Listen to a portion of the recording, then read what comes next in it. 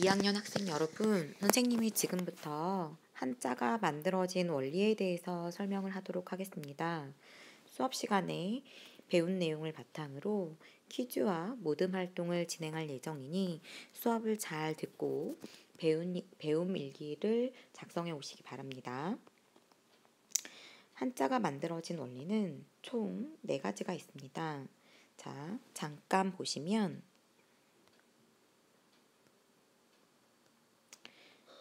여기 보면 상형의 원리, 지사의 원리, 회의의 원리, 형성의 원리가 있습니다.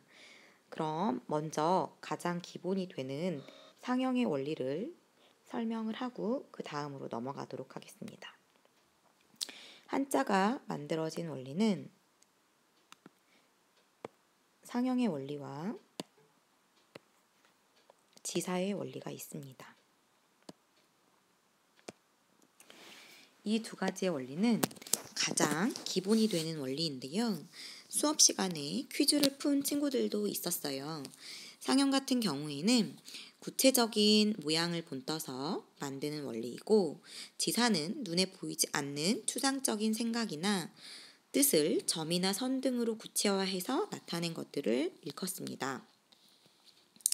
아랫속 그림에서 상형과 지사의 원리로 만들어진 것들을 잠시 살펴보면요.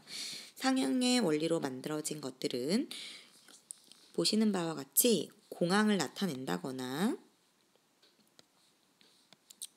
여기 보면 공항을 나타낸다거나 비상구를 나타내거나 지하철을 나타내는 등 눈으로 보이는 흔히 볼 수 있는 표지들이 상형의 원리로 나타나진 거고요. 지사의 원리로 나타낸 것들은 이렇게 좌회전 금지, 우회전 금지, 유턴을 가능한 곳을 나타내는 표시 등 추상적인 생각이나 행동들을 점과 선, 기호로 구체화해서 나타낸 것들을 일컫습니다. 우리 교과서 12페이지, 13페이지에 나와 있는 한자들 중에서 상형과 지사로 만들어진 한자들이 있는데요. 이 글자들을 잘 구분해서 다음 시간에 학습해 오시기 바랍니다.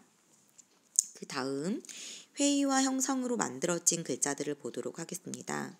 회의와 형성으로 만들어진 글자들은 이미 상형과 지사로 만들어진 글자들을 결합을 해서 만들어진 글자인데요. 상형과 지사는 기본이 되는 원리라면 회의와 형성 같은 경우에는 이미 만들어진 글자를 결합해서 만들어진 결합의 원리로 만들어진 글자라고 볼 수 있습니다. 여기 보면 지금 처음 회의의 원리로 만들어진 글자가 나온 걸 볼 수 있죠. 이 글자가 회의의 원리로 만들어진 여기 보이는 글자가 회의의 원리로 만들어진 글자인데요. 이 회의 같은 경우에는 잠시 보시면 모일 회의 뜻 의자가 결합해졌습니다. 그래서 뜻을 모아서 만들어진 글자라는 뜻으로 회의 같은 경우에는 뜻과 뜻끼리 결합을 해서 만들어진 글자로 예를 들어보면 나무 목자와 나무 목자가 만나서 숲을 임자, 나무들이 많은 숲을 나타내는 글자든지 사람 인자와 나무 목자가 만나서 쉴 효자가 만들어졌는데요.